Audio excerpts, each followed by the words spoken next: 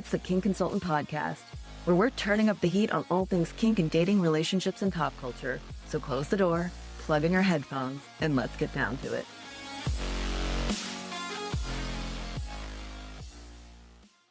Hello and welcome to this week's episode of the Kink Consultant. I am here in person with now what I'd consider good friend, Aubrey Aust. What are your accolades again? I know you're doing a graduate degree at NYU, but in relational psychology and philosophy. Hey, you got it. Nice. Very good. Tell me, Aubrey, what are we talking about today? Let's talk about it. So I study relational psychology and philosophy, and part of that is establishing how we build trust and safety in relationships, both psychologically and somatically. So a lot of my research has to do with BDSM as building that practice and looking at the relational laboratory that it creates. So how people are able to explore fantasy, desire, wanting in general, and how we're framing that in language and physically with each other. What a coincidence. These are all of my favorite topics. And Things. Yeah, I'm so glad to be speaking now to an expert on it from a different side. I think I have the feelings down, the practice down, but the psychology of it is a little bit, I mean, I work with a lot of clients on it, but the official, like what has been studied, I have not done that so much. So let's talk about it. Now you talk a lot about Freud. Okay. Can I say I love Freud? This is kind of controversial. This is the topic then. Right. What? So Freud, for his time, was actually quite progressive. Okay, I believe he was progressive, but was he progressively wrong? Like Andrew Tate's progressive, but like fantastic point.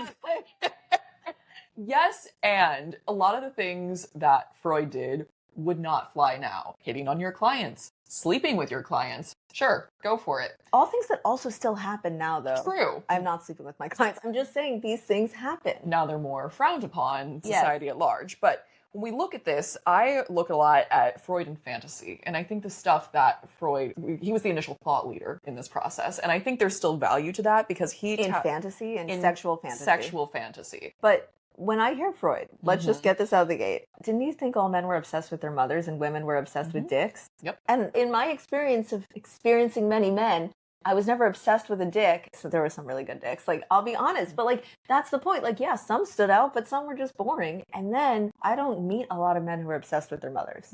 Although, when you talk to a man about what he's looking for in a wife, it is very much, if he liked his mother, it's what he was looking for. And then I had an ex who loved that I was curvy and had ample breasts because his mother was very thin, rail thin. And he just viewed her as not a caring woman. Interesting, isn't it? Want to know something even more interesting? When I wanted a breast reduction, we had to go to therapy together. And this all came out in therapy because he didn't want me to get one. And I was like, okay, I understand this is scary. I'm going in for surgery to modify how I look. Empathy. Yeah. Let's go talk to my therapist so we can have a more fair conversation. Right. And that's when I found out that the reason he liked women with bigger breasts is because his mother had none and he viewed women with bigger breasts as more caring. Fucking mind-blowing, right? Fascinating. Okay, so now I'm like, all right, Freud, maybe you have some... And I was going to say, Freud would affirm your experience of saying, well, wait a second, I am not obsessed with all of this. This doesn't come to fruition for me because it's unconscious. Oh. You wouldn't have awareness of it. Okay. But he would say that subtly, there's something that you are not recognizing in the subconscious that is driving you to behave in the way that you do. With men's dicks? I want to explore this because I'm like, I hide nothing from anyone, especially myself. Right. I would say, I sit next to you and I just spill my guts about my family life. I love it. I'm here to receive. I mean, I feel like I have daddy issues, but that has nothing to do with a cock. My daddy issues are abandonment of him not being there once I hit a certain age. How does that relate? That's the thing. Not everyone has that experience, whereas everyone has a mother, whether or not they have an experience with her. You know what? Actually, just fuck Freud, because the man gets to be obsessed with his mother. The woman has to be obsessed with the dick. Fuck you, Freud. All right, I feel better about this conversation already. Okay. Okay, personal questions. What would you want to feel in that relationship with your father? Presence. Him being there and accepting me no matter what. Whether I'm successful or not, it came down to success and accomplishment, and I would want to be accepted whether I had those accolades or not. How do you want to be received by a dom? Honestly, it's really funny. If you had just said a man, I probably could have answered it, but a dom feels so vulnerable. Yeah. I want to be received, ironically. I want a dom to see in me that I could be better and do better and pull and push it out of me. Do you know what I mean? Get more from me. So the opposite of what I want, just full acceptance from my dad. I want a dom to probably play the role my dad played, more of like, be better. I know you can be better. To get you to that state, where you are then worthy of acceptance. Yeah. I know these things. It's how too. we all are. No, I know these things. Yeah. I don't like to saying them out loud. No one does. That's Yeah. not the fun part. Yeah. The fun part is the fantasy. Right. And so that's where we have that intellectual playground. And actually, I want to take the word intellectual out of it. It can be a playground for eroticism. And that is a place for us to leave the mind behind in a lot of times and move into body and soul. This is why kink is so much easier for me. I have no problem stepping into that, leaving it behind, and exploring it and understanding it. It is that previous point of what am I actually trying to achieve by finding a dom? And it's harder to do that self-exploration because it's hard. Yeah. It hurts to say it out loud. And I can ask the questions. I can even ask myself the questions, but to be faced with really showing up honestly, that's hard work. Yeah. Who does it for you? As in a person or in the feeling? Who draws it out of you? How do you face yourself and get these answers? I terribly lean into the chase. Okay.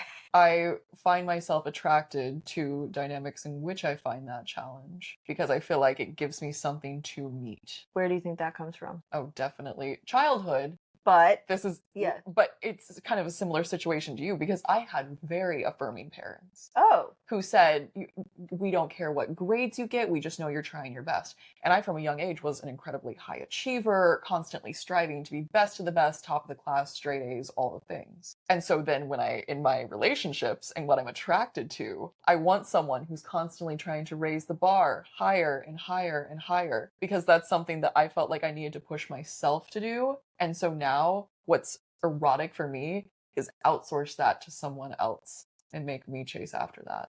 Oh, damn. That sounds like a lot of work. That sounds so much more work than I'm working overtime. Yeah, for real. Okay. And so something I'm trying to navigate now is realizing, in my romantic or emotional relationships, maybe this isn't the most beneficial dynamic for me. But what does that look like for me to play out in fantasy or in power exchange? And that's something that can be fun to tap into. I like to tap into the dark places and bring them out and play with them. It is my favorite thing to do. Yeah. Because I feel like I can own it. And I've had multiple experiences. I even write about some of them where I have jealousy or self-doubt or I feel, how often am I talking about my weight and my appearance? Yeah. And I feel like when I can pull those out and play with them in this context, it becomes more palatable outside of the context, like in my real life. It's healing. Can I ask how jealousy shows up for you and what that does to you, if it's a turn on, turn off, like how you respond to it? Oh, I get jealous and it lights up that part of me that wants to chase and get attention and win. I think that the jealousy piece is I want all of the attention. If the attention is anywhere else but me, I take it as a personal slight on me, like as kind of like I'm not enough, but also I just have to try harder. Like it all circles See why back. we're friends.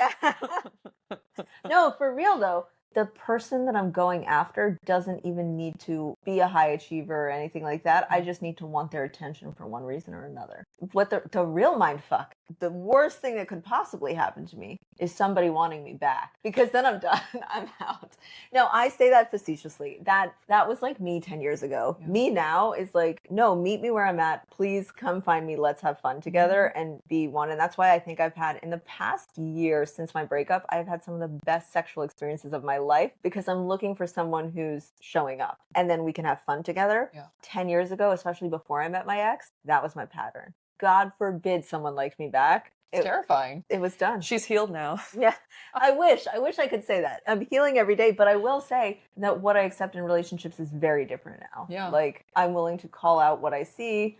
We famously, unfortunately, I feel bad for my podcast listeners even having to hear this word. We famously broke through the barrier of the German. We worked past where our needs were not being met. And like, I moved on from it slowly, but like, I moved on once I realized, okay, I'm never going to be met here. There's no point in chasing. Something I would love to talk about here and something, I'm exploring and it sounds like you've undergone in your relational journey is the power of honesty, both in relationships and in sexuality. So let's start with the fun and kinky. How important is it to be honest about desire? That's like number one. With kink, I think honesty about desire is important no matter what because there's a core part of your being that needs to be seen and we do that through desire. That's my belief in a lot of ways. If you're not being honest, there is some shame there and shame is really dangerous for relationships. So you have to think in life, why have you not been honest in general? Like, what are the reasons? It's because you're scared. You feel ashamed of maybe something you've done. There's guilt. So I think the antidote to shame is bringing it out in the open and being totally honest about it. Non-negotiable, 100% honesty. You need to be, or else you run the risk of never being met, never being seen. And a lot of the work that I do is with selfhood, and integrating the unconscious and what we haven't processed into our personhood. And what I study in relational psychology is the self, quote unquote. This is very theoretical and philosophical, just giving you a warning, but that self doesn't exist outside of the relational context. There is the I, which is biological, who we are as an individual being, and then there's the me, and that's the integrated self, who you are seeing, how the parts of me that you affirm, the parts of you that you reject, and all of your responses and how we relate in our relational environment integrate into how I see myself. And so that's the construction of the quote unquote self. And I think that's so interesting when we apply it to the context of desire and the sexual self. If you are with a partner who continually, where there is shame in that relationship, or denies a fantasy or a desire, and what that can do for selfhood. Yeah.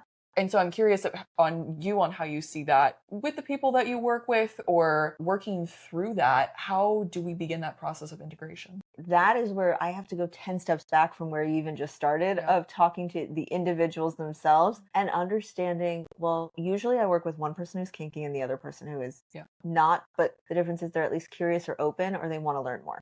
So for the kinky person, I get to their core desire, because what I really need to talk to the non-kinky person is to understand, what is your core desire? Please don't tell me you want a chastity K.A. John. I mean, yes, please tell me you want a chastity K.A. John. But I need to understand what that gives you. What are you feeling when you have a chastity K.A. John? Mm-hmm. Is it freedom? Is it safety? So that when I work with you and your partner, I can explain to your partner what you want isn't just the chastity device. Mm-hmm. You want the feeling of freedom, punishment, safety, attention. Mm-hmm. And then we can start focusing on the feeling. Mm-hmm. This is just so core part of the work. I'm getting to the answer. Okay. Yeah, no, I'm loving it. We focus on the feeling that they're trying to achieve because it's relatable. All of that is about relation to each other, whether it's shame or not. Mm-hmm. So I need to make the kinkier partner relatable with something that's not always quote unquote relatable. Yeah. Okay. So then I talk to the other partner and I start to understand their own desires, their confusion, their hesitation, where their shaming might be coming from if they have shamed the kinky partner. And I start to break down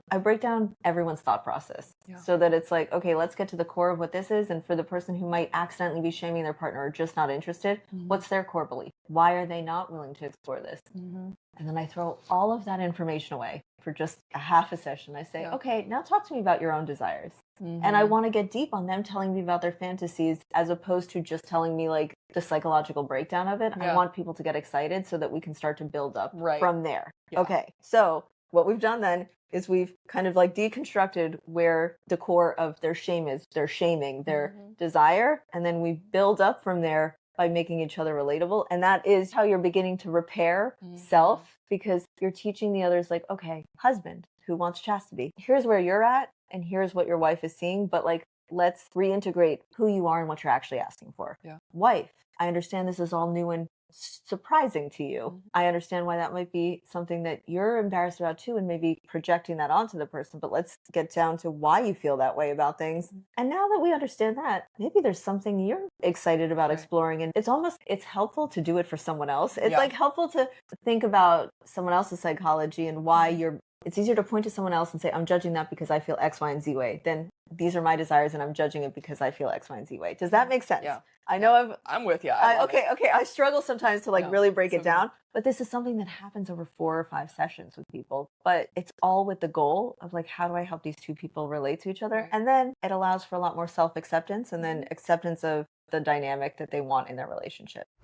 If you've ever thought about doing what I do, becoming a certified sex and relationship coach, this is your sign. The next Somatic certification training starts this month on October 24th, and you can get $750 off your enrollment with code TKC25. Somatic is the world's leading sex and relationship coach training, and getting this certification completely changed my life. It not only helped me become the kink consultant, it's also where I learned to connect deeper, communicate better, and guide people toward pleasure without shame. Let pleasure be your guide on an exciting new career.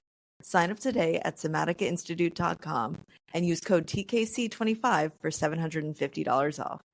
And what about people who are struggling to be honest with themselves, of denying desire, fantasy, the forbidden? That is one where I put in extra work. So what you're describing is normally, in my experience, I will have a kinky client come to me and they'll say, I really want to have this with my partner. Mhm. And then when I start to work with the partner, remember the part where I said I throw it all away and ask what their desires are? Yeah. I sometimes have to do 2 or 3 sessions specifically focused on what are your desires and helping populate the menu for them to even light up at one of these options. So my approach to that when they're struggling themselves is I give them options. And I'm like, what sounds interesting? My favorite thing to do is if someone's really turned off by something, I was like, what sounds most disgusting? What's the most disturbing? So that I start getting someone to open up about their feelings one way or another. If you think diaper play is absolutely disgusting, and many people do, I'm not one of those people, tell me why. What makes you uncomfortable about it? Let's fucking go. That's so good. And then I let them just like really air out all their disgust, and then we pare it down. All right, so what's slightly less disgusting than that? Okay, work our way backwards. Yeah. So like what I like, I'm a huge fan of working backwards. So like when someone is struggling with it, I'm like, all right, let's go far end of the spectrum. How does that make you feel? Uncomfortable, gross, not safe in my own body. And it's like, why? And then like we work back to what would make you feel safe. So sometimes I like to go, let the pendulum swing the other direction. And I love what you said about what does that feel like in my body? Because so many people never have the opportunity, first of all, to pause and reflect on that question, but also stop and think, wait, what does a yes feel like in my body? What does a no feel like in my body? Where do I hold tension surrounding this thought? Where do I open up surrounding this thought? And the somatic component of it is something that hasn't been lost. If you look to indigenous ways of thought or throughout history, so ingrained into how we functioned as societies, as communities. Amanda and I spent a lot of time today talking about what it's like living in America and New York and the lack of community that we have in a lot of places. I'm based in Brooklyn now and experiencing that myself. How we've become so divorced somatically from ourselves, but also community at large, that we've lost that connection of what do these things actually feel like and what does good embodiment feel like to me. With good reason, like you have to sort of shut off. Do you think you'd feel very embodied if you were walking into New York City every day with that like level of vulnerability? We're actually being asked to do gymnastics of like, okay, out in the world, hold yourself together, be safe, survive. Literally. Now come into intimacy and let everything like be as honest as you possibly can. Let that vulnerability out. And that is in a direct opposition of what you've had to do for 14 hours outside. Exactly. It's so tough. And it's interesting you mentioned indigenous and other cultures where it's less ingrained that you have to shut that part down to stay safe. But it is true. As much as I love to be in my body at all times, when I'm on the subway, I am not in my body. I am on defense mode of I try and create like an invisible shield around me to protect my energy on the subway, because that's something that I believe works and helps me at least mentally. It's hard then to come back into a relationship and feel as close as we can while having experienced that outside. So everyone knows I spend a lot of time in New York when I can, but I'm a softer person in Vegas and I feel the change when I come to New York. Wow. I know I'm friendlier. I want to have conversations with you. I want that in New York, but it's not the vibe. And it doesn't feel safe to do it. Not physically safe. I'm not talking about the dangers or crime or anything. I just mean that like people are busy. The rejection is going to be there. I don't have time for this conversation. So, I mean, that's fine, but it's a difference. Did you find you experienced that softness or that transition immediately when you showed up in Vegas, or did it take time? Oh, great question. No, I was met with it. I would go to a Starbucks and the person serving me didn't have 40 orders after me, so they could literally talk to me. And that's disarming. You're like, oh, this is a space where we can have a conversation. Now I know my baristas by name. They know me. Like, it's good morning, Molly. You know, how's it going? I know her name. Like the way that New York doesn't allow for that. So it was a quick transition, not immediate, but it started with me having this knowledge that these people want to talk to me. They want their day to go a little bit faster and they don't have enough customers to make their day go faster. They need to have interaction. And then I met them where they were at and it became a very pleasant exchange. That's just one example.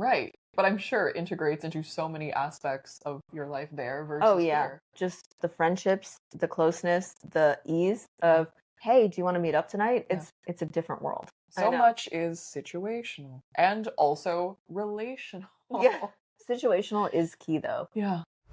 I need to take a second to talk about something I never thought would make me this excited. Lube.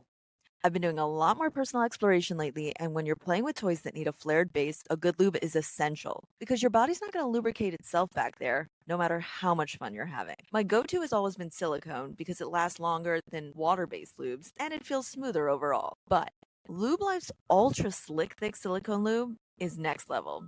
It's got this creamy texture that melts into your skin without disappearing, so it stays perfectly slick. It's the smoothest lube I've ever used. Soft, rich, and makes everything glide effortlessly. So whether you're solo, partnered, or somewhere deliciously in between, trust me, you're going to want this on your nightstand. Check out Lube Life's ultra slick thick silicone lube. Link is in the show notes. That was a great point. What else is I love that she came with a list and I was like, what's up? Checking it twice. What else is on your list? What else should we talk about? I wanted to talk about performativity in sexuality because that's a question that I have coming up a lot in my research, because from the perspective of selfhood, what's erasing the self versus what is giving you the opportunity to expand it. So the specific case that I was thinking about, say someone says they are capital S submissive, typically do not explore outside of that role. They meet someone, fall in love, oh no, their partner's also a sub. They need to snap into more of the role of a switch or suddenly have to dom more. And that feels outside of who they are. Right. Yeah. I also work with couples who have this. And I actually, one of the tactics I guess I used, and I learned this from a polyamory coach, was week on, week off. You get a week where you're the sub and a week where they're the sub. So no one's needs are being met 24/7, but you're meeting each other. Okay. But to answer your first question, authenticity, right? You cannot pretend to be dominant if you are submissive. But what you can do, and I'm a firm believer in this, is everyone has a little switch in them, even just maybe a 1%. But the switching might not actually be psychological. It might be physical that they can switch. You need to tap into the energy. I believe you can connect with your dominant energy. You can connect with your submissive energy. It's a practice. It's like reprogramming neural pathways. When you have a self-belief, you have to come up with new ones and kind of dig that road for yourself so your brain goes a different positive way. I talk about that as tapping into your dominant energy, and I work people through, let's talk about when you feel most dominant. When do you feel most yourself and in charge? And I try and look for that thread to pull on where I'm like, okay, this is a dominant path we can go down. Let's go. But I haven't talked to the entire world, but in my experience, I can find it with every single person that I've spoken with so far. However, I like build in the fact that I have kinky, and I have an Instagram profile that's specific about kink. If you find me that way in the first place, I'm called the kink consultant. Yes, I'm AmandaDames.com, but most people who find me are already a little bit kinky. So I'm self-selecting. There's they're curiosity. self-selecting. Yeah. However, I have never spoken to someone who's like, no, I really can't do it. I've heard of these people, but I also just believe they don't feel safe in exploring another side. When I've run into that, if I can't find that thread, I look at why is submission such a part of their identity? I try and discover why they feel safe in submission to understand where can we find them feeling safety and dominance. However, at no point do I ever force anyone to do something they don't want to do. The idea is, do you want to show up for your partner in this way? Do you have the capacity to show up? We start there. I'm not in the business of forcing people to be kinky. No. I do think most people are kinky though. And then you just have to figure out, like everybody's got something. Everyone. It's like, where's that desire coming from? To your point though, authenticity, and I believe it's doable. It's just about leaning in and finding a cheat sheet way to get into that energy for yourself. Do you feel you're dominant or submissive? Revealing. I mean, normally switch. And you're switchy in your all whole life. Ways, yes. Right? So that shows up for me is in I don't have a gender preference. And you really don't. I really don't. No. And if you look at the people I have dated and had partnerships with, range in every single possible way. I can attest to this. You've told me about your partners. It really was a range. And how I meet that person is so dependent on our dynamic, and then how I show up in my sexual self is entirely dependent on what that connection looks like. Question for you though. Okay, I understand the look and gender of a person. Yeah. Like, that doesn't matter. But what I am going to ask is, are you stepping into it, and how much of this is possibly people pleasing of what you think they need and then stepping into that role? Such a great question. And that's why I asked you about the what do you do with the performativity aspect of it, because I was actually just talking about a friend with this. We are both chronic people pleasers, and how much of this is actually people pleasing. And that was something that I had to really step back and consider for myself of, wait a second, do I actually want this? And I feel like when I'm able to truly feel grounded in that answer is when I have been with a partner for a while, and you get to that point where you have to unlearn the sexual scripts of, this is what I like, this is what we do. Because things get to that point of, oh, this is the script that we've been playing out for a certain amount of time, but wait a second, I feel a resistance to this in some type of way. And to keep that spark alive, you first have to go within yourself and say, wait a second, what do I actually want to nurture here? Is this script of what we've been doing actually serving me, first of all, but us? Do you like this? Or are you still having fun here? Yeah. And then talking about that. And we're taught not to serve ourselves first. Yes. Which is like, I don't know if that's a purely woman experience, or we're taught to be kind and to care about everyone else. Religiously, we're taught to think about other people before we think about ourselves. Yeah. Sorry. Like, I feel like we're bringing everyone in, and halfway through the conversation, we spent a large part of today talking about religion. We did. And just the effects it's had on us. It's easy to think that we're doing good by serving everyone else, and that we're being selfish by serving ourselves. I rarely ask, is this serving me? I'm fortunate enough that after many years, I just know what is serving me, but like, it takes time, because I remember feeling a lot of shame about feeling selfish. That's it's like, oh, is what I'm doing selfish? Even as a submissive, I feel guilt for the focus having to be on me. In fact, one of the reasons I don't think I brat and I try and be a good girl is like, oh, bratting would inconvenience somebody. I can't do that to them. Yeah, be rude. I can brat from time to time, but I'm not a brat, because I'm like, the significant inconvenience I would be cannot play that role. So interesting, isn't it? Like, that's how I know I'm a good girl, because I'm like, no, I feel bad being so good. No, but being to the praise kink. No, but that's the other thing. I don't even fully have a praise kink. Like, when I get good girl, I'm like, was I good enough? Oh, you just want to be a high achiever. Yeah, like, degrade me. Yeah, I love that. That's nuance, Amanda. I know. Yeah, I'm a difficult.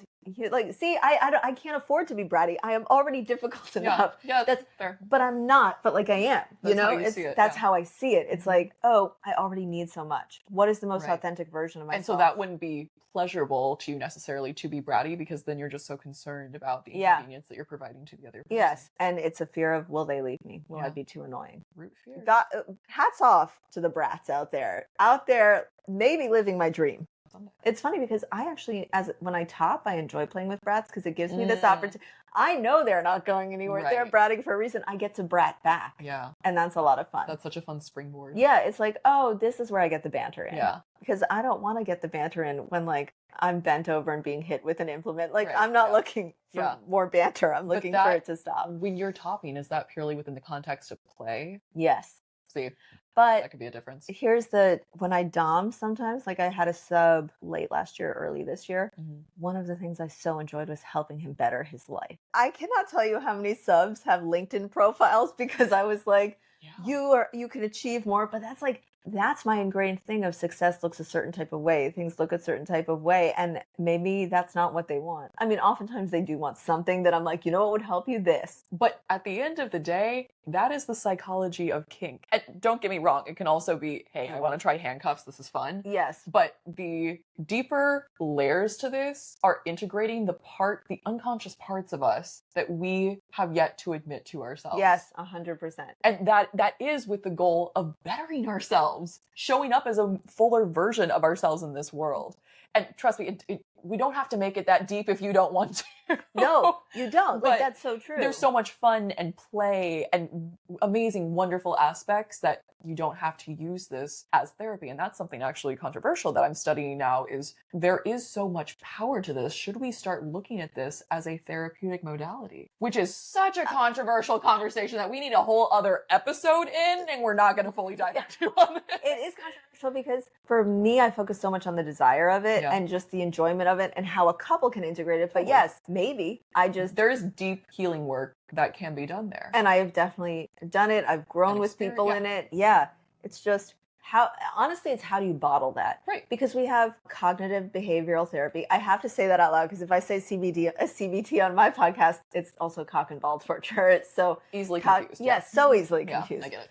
So there are different modalities of therapy. There's just not enough structure around BDSM and kink. Right. And that's, I think, where I get hung up on it. Always say kink is like religion in my experience. Kink and BDSM is like religion. There are a lot of educators out there. There are a lot of us out there talking about it. And people follow certain people. And it's almost like a dogma or a religion. I recently saw someone say, doms can't be brats. These titles have meanings and a princess is this. And it's not a creator I have any like feeling one way. In fact, I follow him because I'm like, what are you going to say today? Like, I want to hear your strong viewpoint. Bring it on. I might not agree with it. I'm not going to fight it because I'm like, that's his viewpoint. I have my own viewpoints of titles, roles, all of this stuff. And it's almost just like Christianity. There's multiple different, there's Catholics, there's whatever you might be. There's Episcopalian, there's raised Protestant. I don't know what the hell I am now. Lutheran, like there's all of these things and they're mostly the same, same generalization, but the individual things have some very specific beliefs that are different. I actually view kink and BDSM as the same. It's like we're all just marching to the beat of our own drum. It's sort of similar. Like there's God, there's Jesus, there's Mary, there's like the fundamentals, but the details are different. And that's how everyone practices kink. And then I'm like, how do you decide how to do this as a therapy? Where's the measurement? Love that perspective, which I very much align with too. And something I'll say, just speaking from my research, is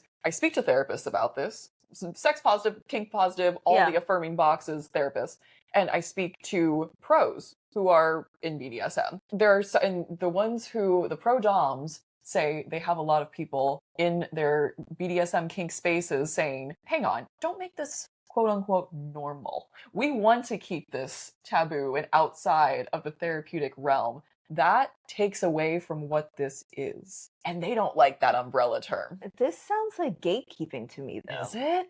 And then therapists say, no, I understand there's great merit to this. This can be a healing act. But therapy is already so red taped. I mean, even just if we just look into licensure and where you can and can't practice in certain states, that there are very specific rules of what therapy is. There's no realistic way to integrate BDSM as quote unquote, an actual therapeutic practice right now, but looking at it from the perspective of, no, this can be an outlet to explore yourself physically and emotionally in ways that cognitive behavioral therapy you might not necessarily can. CBT, another way to explore yourself. No, okay, you're really onto something here because that's why I coach.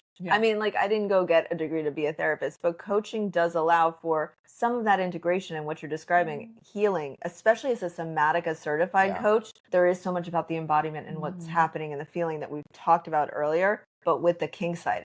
The difference is it's not therapy, it's not bottled, it's not regimented. Do you know what I mean? It's really left up to interpretation of what feels right for you, how are you processing it, and do you feel safe in it? It's a bigger container. Yeah, it's a bigger container. And I think that that's probably where my hang up about therapy comes in because coaching allows for so much connection. Right. And that's what therapy doesn't have, that level. We talked about this earlier, just the attunement, me trying to attune to you in a connected way, body, breath, mind. Yes. That therapy, for all the right reasons, doesn't cross that boundary. Probably for the safety of everyone involved. Absolutely. Because I was having earlier, if you don't mind me sharing, I was having an anxious moment and I'm like setting up the podcast equipment. And I'm thinking, why do I feel like this? And then I'm like, oh, I feel you. And then we talked it out to see like, okay, this is the feeling. What does that actually mean for you? Because I have my own understanding of those feelings and what causes them, but the feeling was there. It was just the understanding of where it was coming from. That was such a cool moment to me because instead of just staying in my anxiety, wait a second, we can talk about this. Because I'm like, whoa, what's happening? Yeah. It was interesting. And that's the relational field. Yeah. That's the space that you're co-creating. Yeah. And social baseline theory says we co-regulate each other. And so even if I'm not expressing it, whoa, you're picking up on something. You can still feel exactly what's running through me. Yes. Not exactly what I'm feeling, but how you are experiencing that. Yeah. And it's only through the somatic work I did and working with different coaches, and I've spent a lot of time working with people who practice different modalities so I can learn for my clients, that I've been able to even separate and recognize, wait, this isn't my feeling. I scan my own body and I'm like, this isn't coming from me. It must be coming from somewhere else. You just happened to be the closest person. But also we had talked so openly about some deep things. Yeah. And I think that that's another thing. It's taking space. We were so in conversation. I was attuning and listening. But when we sort of stepped back from the actual conversation is when I was able to scan my body. Yeah. Because I wasn't up here. I was in my body focusing on something else. And that's the way, like, I picked up an energy and walked away with it for a little bit. And then we came back and processed. Yeah. It's so deep. And that's, I think, why I'm like, okay, therapy doesn't allow for that. Okay. We created these past 3 hours that we have not shut up during just talking to each other, created our own little relational laboratory here in so many ways. Yeah. Where we have explored so much. I feel like you have met me in such beautiful ways that I love my therapist to death. But this is also an experience that I feel like allows me to integrate a lot of different parts of myself. I haven't had the opportunity to, so thank you. Oh, thank you. That's really affirming. I work with a lot of different people, so it's fun and nice to work with a friend. Really, like it's like it's a new container. It's a new container because normally I do this with couples as well. But I really enjoyed it. Now we are at time. So I'm surprised that we've gone over for what both of us were like. We have a hard stop. That hard stop happened 10 minutes ago. By the way, that hard stop. Okay, you can follow Aubrey Aust on Instagram as Aubrey Aust, right? Aubrey_Aust, my website, aubreyAust.com. Join my newsletter. And also, I have a podcast coming out. Hint of Trauma should be up and running by the time this episode is live. Follow along for more discussions on identity, desire, and construction of selfhood. And my hope is that you will be on here again. You cannot get rid of me. Don't worry. I'm here. All right. Thanks so much. Thank you, Amanda. If you enjoyed this episode, don't forget to subscribe, leave a review, and share it with anyone who might find it interesting. And if you have any questions or topics you'd like me to cover in future episodes, feel free to reach out. Email info@thekinkconsultant.com. Until next time, keep on kinking on.